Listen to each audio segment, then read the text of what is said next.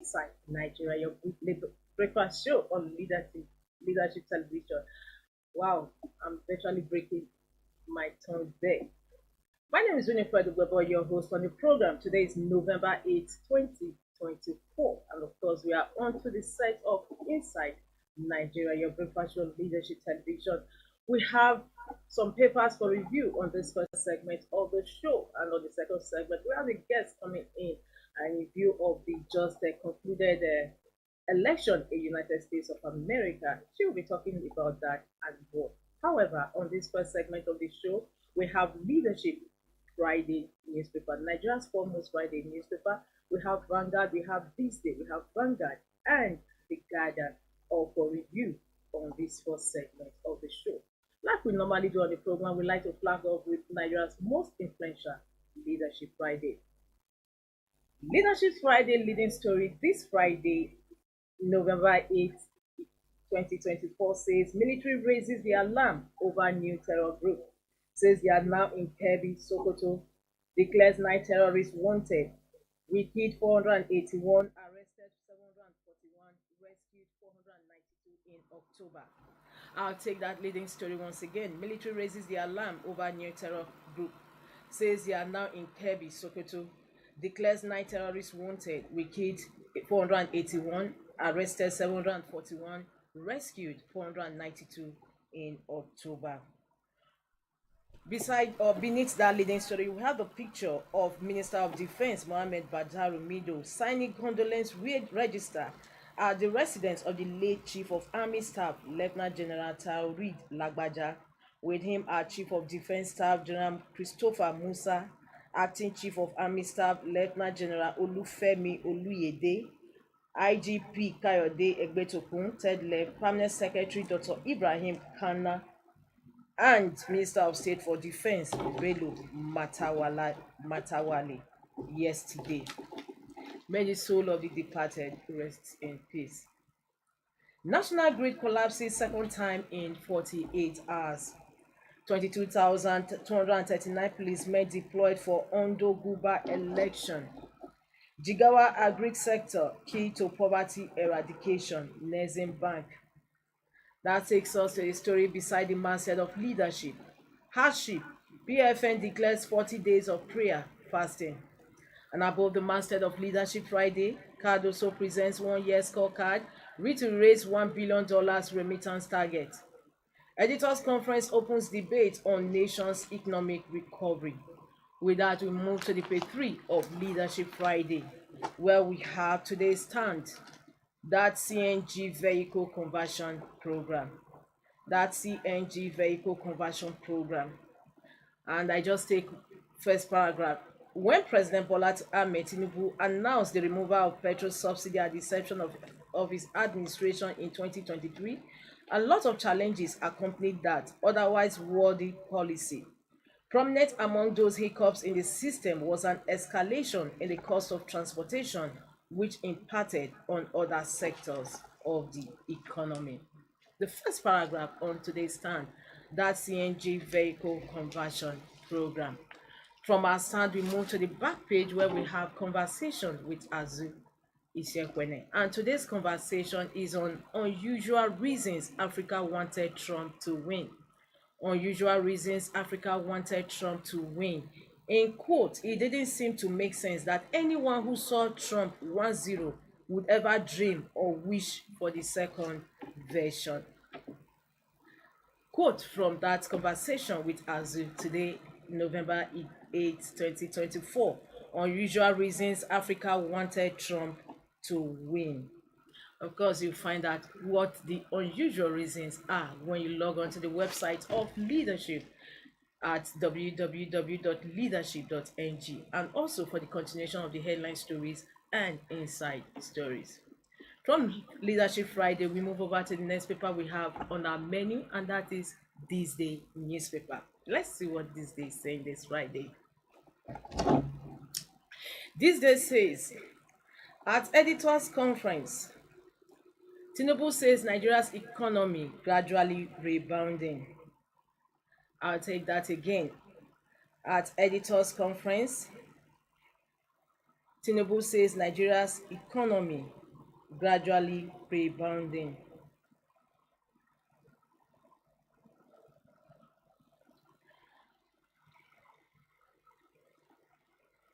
At editors conference, Tinubu says Nigeria's economy gradually rebounding. I'll take the kickers beneath that leading story. Lists gains of his economic reforms orders. Reveals reduction of debt service to revenue ratio from 100% to 65%. Attributes 25 years of uninterrupted democracy to media. Obaigbena, that is the publisher of THISDAY newspaper, says if Dangote refinery fails, Nigeria's reforms fail, urges support for federal government.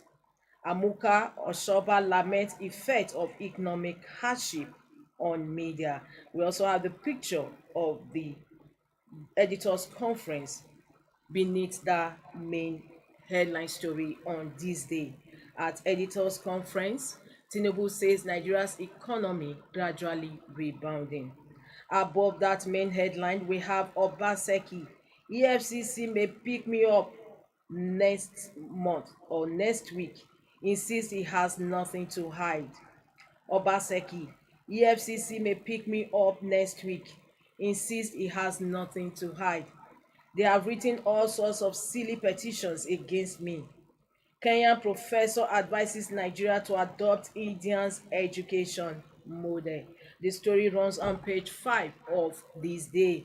Obaseki, EFCC may pick me up next week. Insists he has nothing to hide.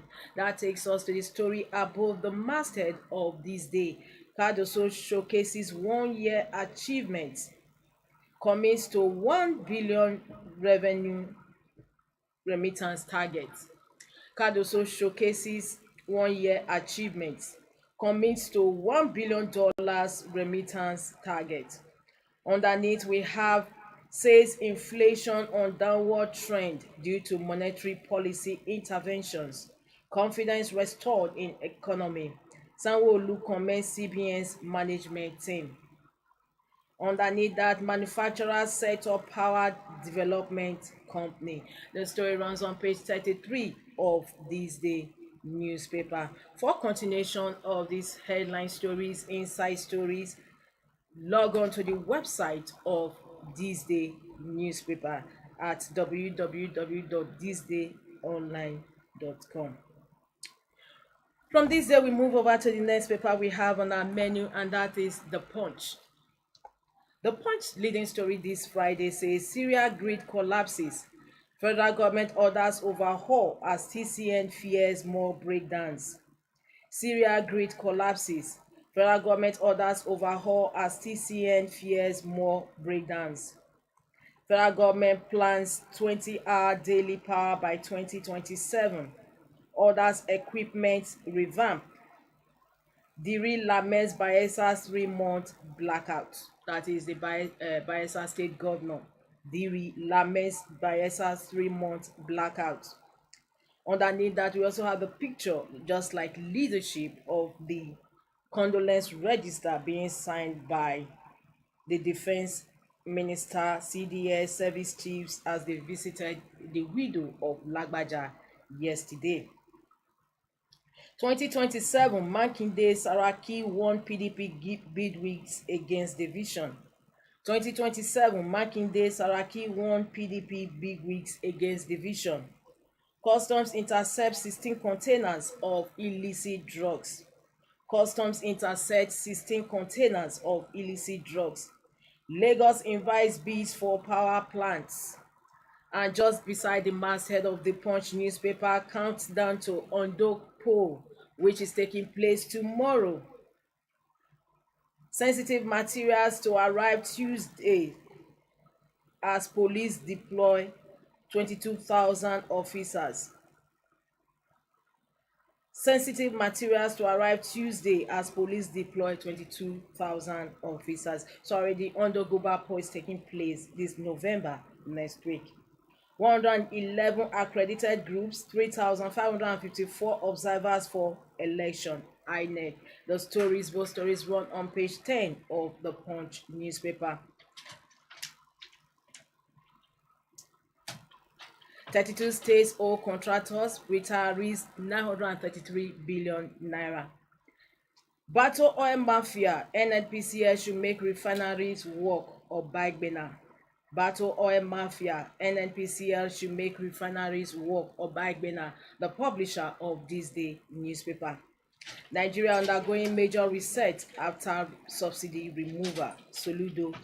Nigeria undergoing major reset after subsidy removal.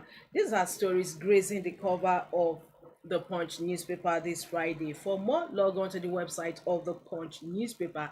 Even as we move to the next paper we have on our lineup today, and that is The Guardian. The Guardian's big story today says Nigerians in diaspora create new demand, income for teachers.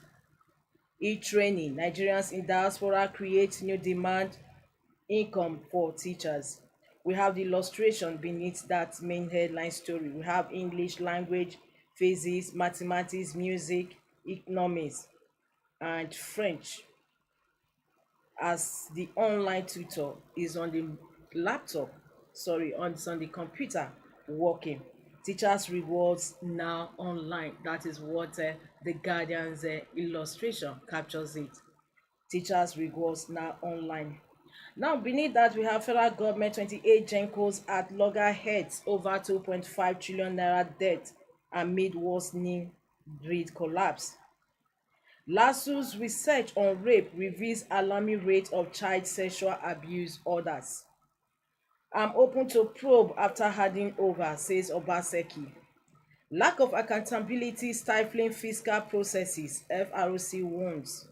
Customs intercept 16 containers of illicit drugs at Tinkan port. Atiku, Damagun, Wike absent as PDP leaders seek solutions to party's crisis. Africa accounts for 65% of global HIV burden. Africa accounts for 65% of global HIV burden. Military confirms new terrorist group in Northwest. That is Leadership Friday's leading story today. Military confirms new terrorist group in Northwest. Tinubu applauds media for 25 years of democracy nation building. That also concludes the review of front headline stories today on the Guardian newspaper. For more, log on to the website of the Guardian, www.theguardian.ng. From the Guardian, we move over to the last paper on our lineup today, and that is Vanguard. Vanguard says media owners, editors, others ask Tinubu to save industry. Media owners, editors, others ask Tinubu to save industry. This was made at the ongoing conference in Yenagua, Bayelsa State of the Nigerian Guild of Editors. The writer says Nigeria should appreciate, support the media to thrive. Amuka, the publisher of Vanguard newspaper, Sam Amuka. Reforms should have a human face, or Obagbena, publisher of THISDAY. Biggest threat to media's availability of resource materials, NGE President Anaba. Tinubu asks media managers, tax media managers on factual reportage integrity. Nachima boss gives tips to enhance media sustainability in Nigeria. Protect your integrity, Governor Diri urges media practitioners. This story runs on page 22 of Vanguard. Of course, we have the picture of the All Nigerian Editors Conference in Yenagua underneath that headline story. Blackout, why national grid collapse is unending. Experts. NAC sees end-to-end grid collapses. Backs power sector reforms. Defense headquarters declares 9 terrorist leaders wanted. 2027 polls, let's fix PDP to save Nigeria. Saraki Makinde. Outturn to federal government, increase tariff on telecom services or risk industry collapse.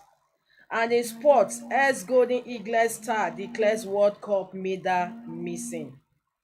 Ex-Golden Eagles star declares World Cup medal missing. That takes us to the stories above the masthead of Vanguard.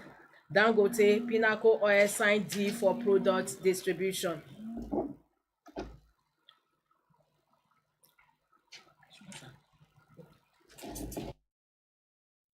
Afraid of EFCC, we hand myself over if Obaseki.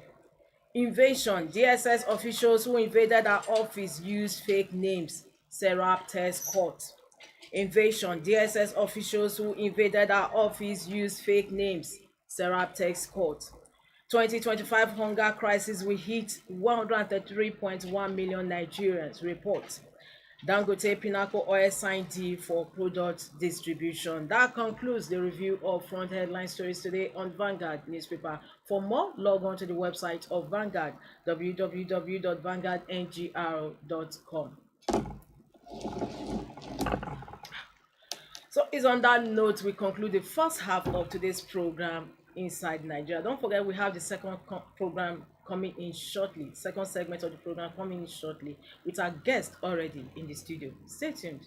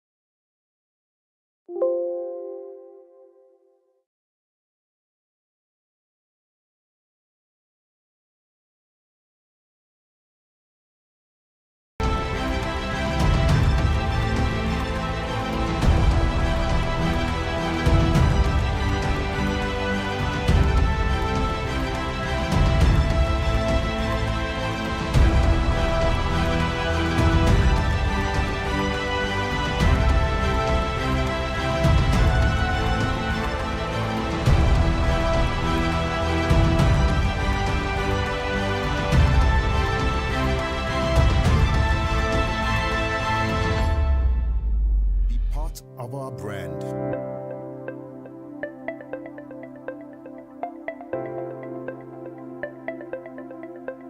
Leadership for God and country.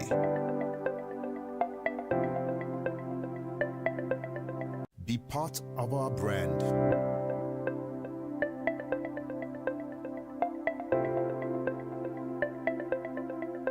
Leadership for God and country.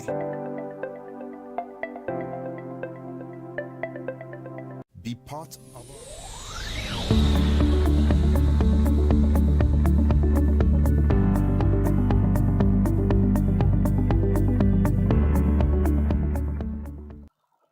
Yes, you're welcome back. In case you're just tuning in, the program is Inside Nigeria, your breakfast show, Leadership Television. On this second segment of the show, I have my guests. I'm being flanked on the right and left. On the right, I have the president of Mandela Washington Fellowship Alumni Association of Nigeria. She is the president, Farida Yahya. Farida Yahya, it's a pleasure to have you on the program Thank you today. so much for having me. Yes, welcome to the set of leaderships inside Nigeria. And on my left, I have Eva Chinelu.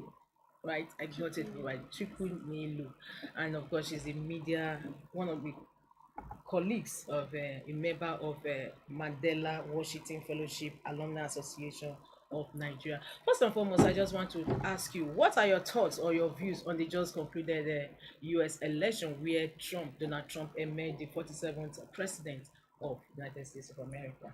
Yeah, thank you so much for having me. I think at the end of the day, we saw the people being able to exercise their rights and be able to choose who they believe would lead them at this present time. Yes. It was very exciting for us to follow, especially for those of us who are alumni, right, of the Mandela Washington Fellowship, which is a program of the U.S. government. Yes. So it's very exciting to see. As you know, the U.S. holds a very powerful role in the community of nations, and so any election cycle is very intense and exciting.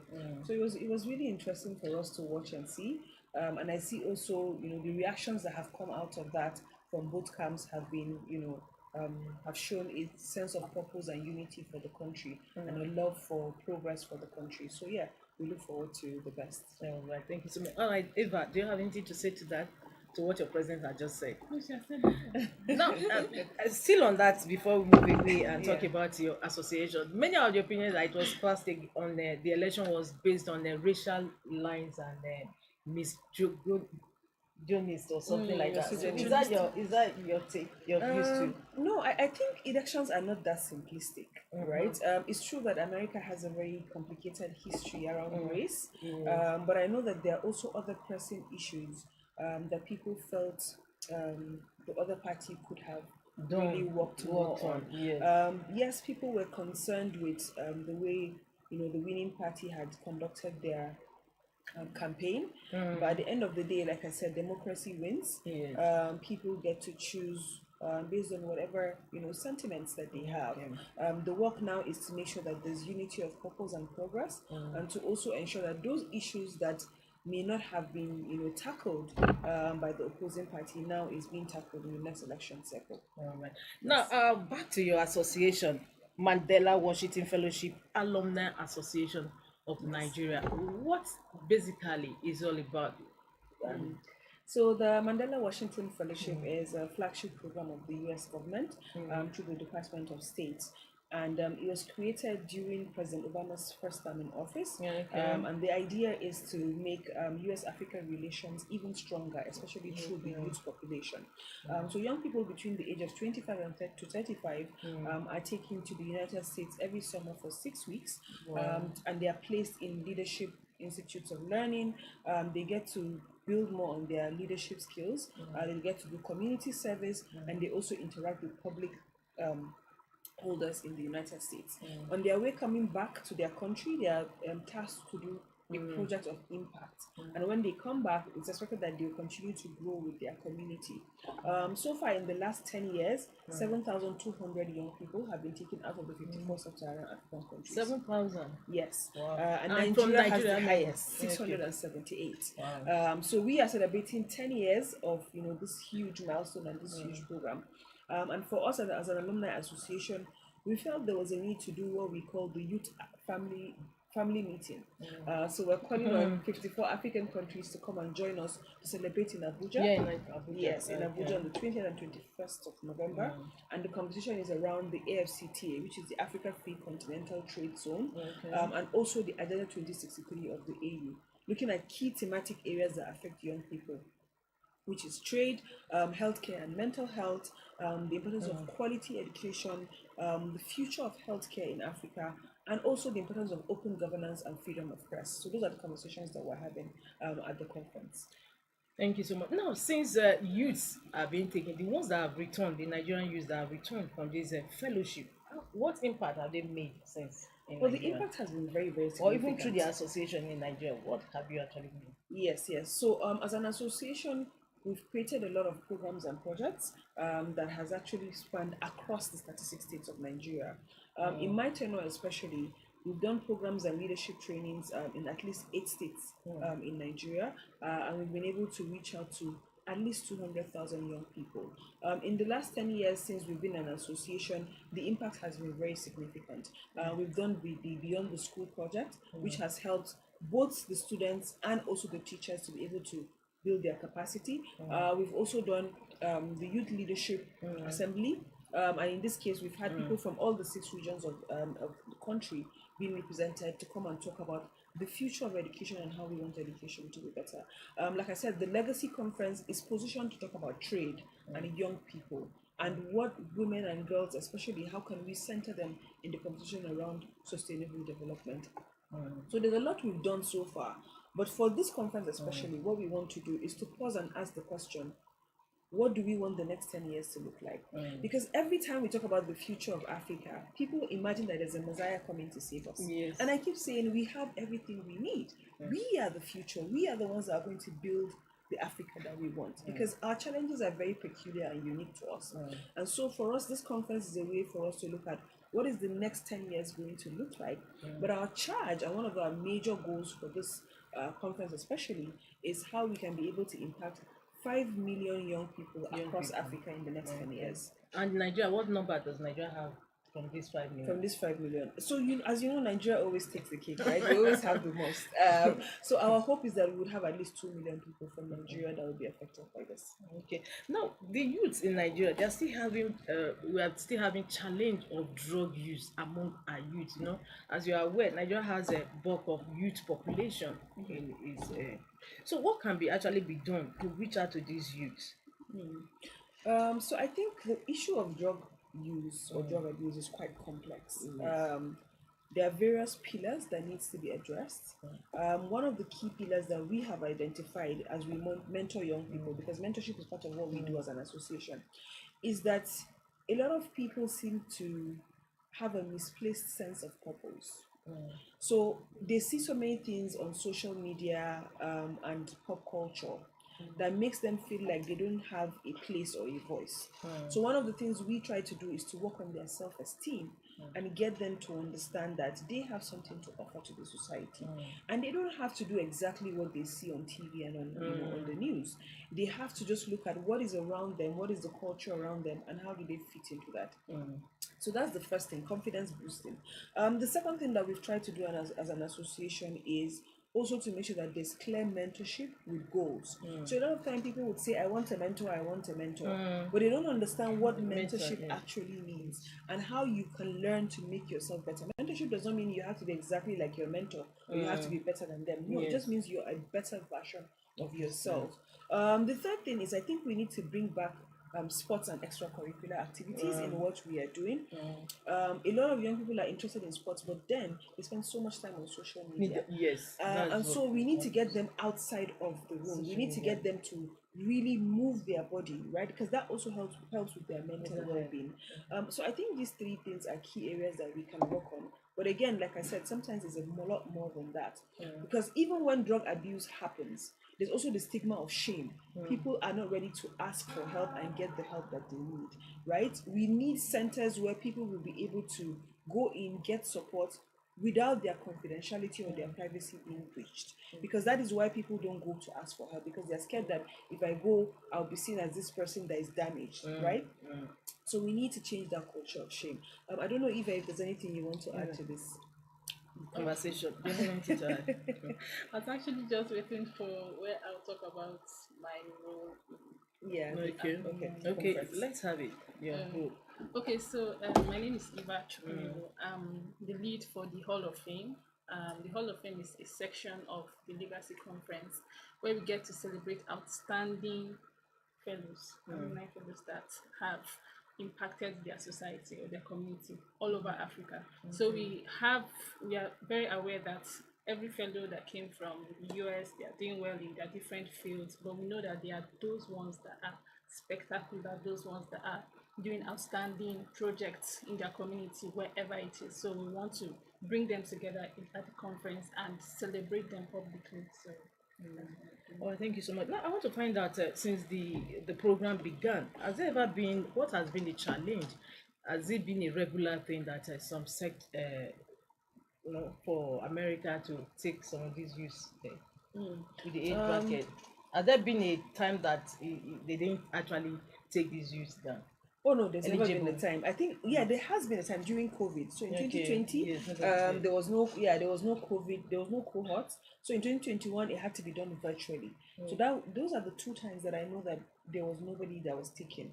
But it's a highly competitive program. It is very. So there's always a lot of people applying for it. So it's year in, year out. But are there no plans to also increase uptake? Yes, so one of the things that we are trying to do as an alumni association, like I said, is to pay it forward.